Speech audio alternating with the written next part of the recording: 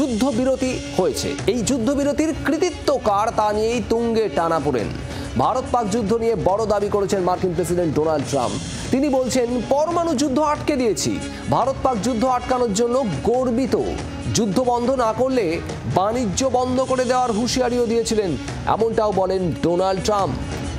যদিও প্রধানমন্ত্রী নরেন্দ্র মোদী বলেছেন, ভারতের পাল্টা মারে দিশেহারা হয়ে যুদ্ধবিরতির আকুতি জানায় পাকিস্তান।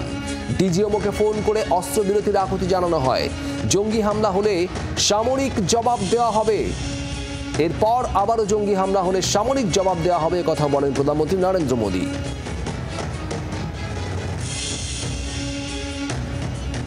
আর এরপর থেকেই প্রশ্ন উঠতে শুরু করেছে, সংঘর্ষ বিরতি, যে সংঘর্ষ বিরতি আপাতত চালু রয়েছে ভারত এবং পাকিস্তানের মধ্যে, তার পিছনে, তার নেপথ্যে ঠিক কি ঘটেছে? ডোনাল্ড ট্রাম্পের দাবি কি সত্যি?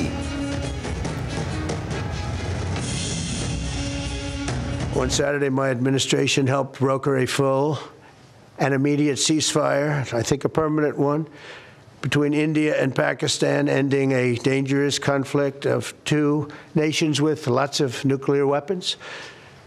And they were going at it hot and heavy, and it was seemingly not going to stop. We helped a lot.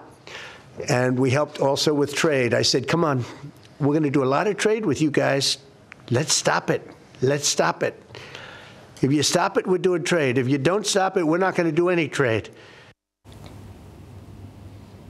আমাদের সঙ্গে এই মুহূর্তে রয়েছেন অবসরপ্রাপ্ত সেনাকর্তা কর্নেল বাবুল চন্দ্র। কর্নেল চন্দ্র, ডোনাল্ড ট্রাম্পের এই বক্তব্যকে যদি সত্যি বলে ধরে নেওয়া হয়, তাহলে তো ভারত এবং পাকিস্তান তারা ডোনাল্ড ট্রাম্পের হুঁশিয়ারির কাছে মাথা নত করে তারা সংঘর্ষ বিরতি করলো, এটা কি বাস্তব?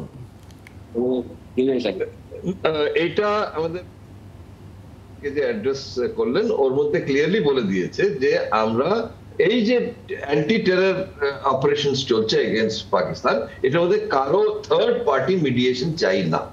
ক্লিয়ারলি তো এটার মধ্যে আর কোনো ডাউট থেকে যায় না কারো মাইন্ডে যে কি হবে আর কি না হবে।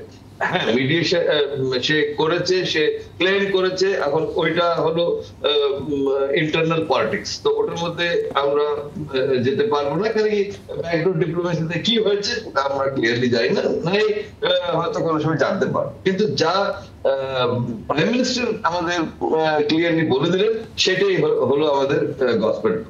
তো সে যাই বলুক, আমাদের কেন কি আমাদের প্রবলেমটা হলো আমাদের টেররিজম। এর আগে তো ওরা এসে কিছু বলেনি, টেররিজমের এগেইনস্টে কিছু করেনি যে এটা বন্ধ করুন, তো এখন কেন মিডিয়েশনে আসছে? বাংলার আওয়াজ, বাঙালির আবেগ, জি 24 ঘন্টা।